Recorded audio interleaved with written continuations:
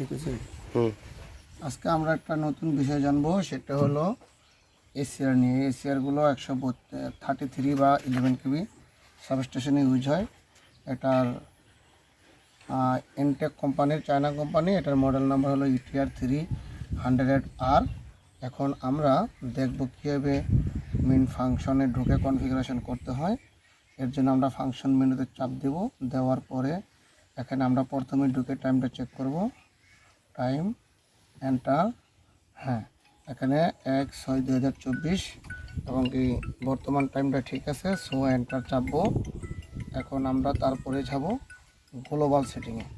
Global সেটিংয়ে গিয়ে আমরা সিটিপিটি রেশিওটা দেখব। গ্লোবাল সেটিং, জেনারেল গ্যাস সিস্টেমে গিয়ে পাওয়ার লাইনে ঢুকলে আমরা সিস্টেমের frequency, phase combination, phase rotation, ABC দেখলাম। আমরা বের হয়ে আসলাম। পরবর্তীতে কারেন্ট সেন্সিংয়ের এলিমেন্ট কি? কারেন্ট সেন্সিং এলিমেন্টের ফেজ সিটি রেশিও 1000, কারণ এই সিটির এই এসিআরের সাথে একটা যে সিটি আছে রেশিও হচ্ছে 1000/1, কারেন্ট সিটি রেশিও হচ্ছে 1000/1। ঠিক আছে। এখন আমরা দেখব ভোল্টেজ সেন্সিংয়ে কী আছে। সেম, এখানে পিটিটা ওয়াই কানেকশন দেওয়া আছে। 33 rated face to face, 1 ratio 300 plus ESK। এখন আমরা দেখব প্রোটেকশন সেটিংটা কীভাবে দেখে।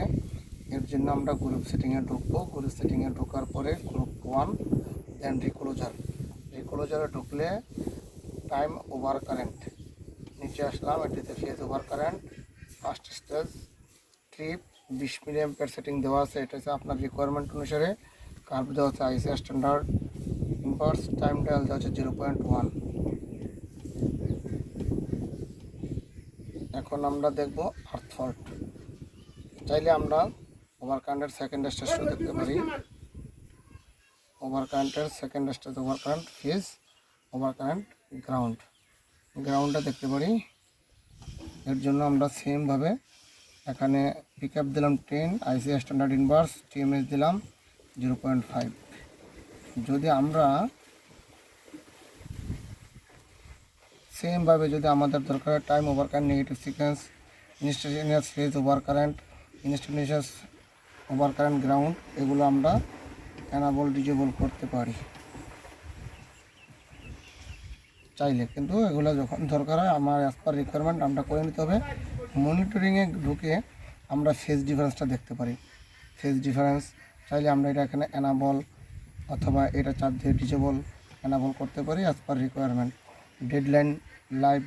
Deadline LB, live line LB. আবার যদি আমরা আরও পিছনে গিয়ে দেখতে পারি যে স্ট্যাটাস, এখানে দিয়ে আমরা দেখতে পারি যে ব্রেকার। এখানে এই ব্রেকারটা আছে আমার ক্লোজ অবস্থা, এই জন্য এখানে ক্লোজ। আমরা ওপেন করে এখানে স্ট্যাটাসটা ওপেন হয়ে যাবে।